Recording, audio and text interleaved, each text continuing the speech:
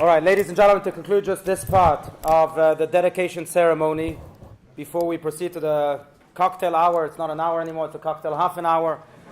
And later on to the main program, we will hear also from the mayor, the congressman, Elliot Brandt, the national director of AIPAC, and of course Rabbi Telushkin and Dennis Prager. It's my true honor now to call upon, I'm going to embarrass her, but it doesn't matter, a person who's been called the mother of our nation, one of the most influential Jews in the world, really one of the 50 most influential Jews in the world. With your voice and your tears and your heart, you changed our community and advanced it and gave it a push forward and upward like nothing else. But before you go, Rachelle Fraenkel, as mentioned before, is the mother of Naftali Fraenkel, one of the 3 boys who was kidnapped and murdered in the summer of 2014. As you may have noticed, the memorial also in the front, the second memorial, the first memorial, depending on which direction you are walking, speaks of the cornerstone that lies there, that was dedicated to the 3 boys. With your permission, I want to read it and then hand this over to you so that you know that with his death, your son really gave birth to our life. Even Apinai, in loving memory of our nation's 3 boys, Naftali Fraenkel, Gilad, Shaar, Eyal, Yifrach, Hashem Yinkom Damam, who were kidnapped and murdered in Israel in the summer of 2014. And then we quote Ezekiel, Vayevor alayich ve'eret mitboseset b'damayich, v'omar lach b'damayich chai, v'omar lach b'damayich chai. And when I saw you wallowing in your blood, I said to you, from your blood we will live. I said to you, from your blood we will live. Rachelle, it's such an honor having you. Thank you for being here. Really, you should only experience joy and much life.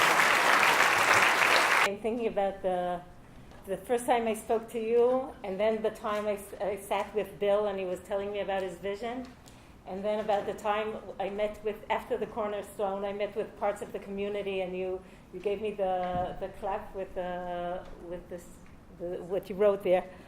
And it's unbelievable to actually see it full like this and so beautiful. There's one of the miracles that was mentioned that happened in the time of the temple was that when the temple was packed with people from all over Israel, it would be so crowded people would almost float.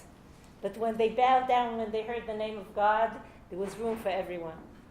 And one of the descriptions of how that miracle happened was that probably the physicality of the temple, the walls just grew away, opened up. And I hear the plots next by to here are for sale. So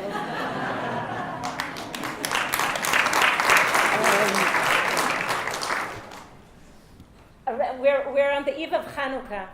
And there are many things that happen in Chanukah. A lot of the victory and a cultural victory and a kingdom of Israel.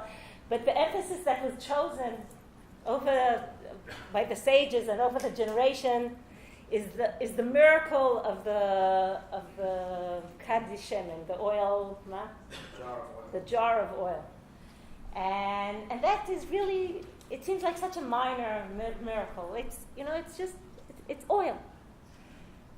But one of the things to be said about it is that when humans go on their endeavors and their difficult times, and they pick up those, they organize these tremendous projects, and sometimes it involves wars, and sometimes it involves tremendous effort. There's the one thing that a person really wants, and that's what a person wants in their own private lives and when they do things publicly, is just to hear from Hashem that they're doing the right thing. Now, in the time of the Mishkan,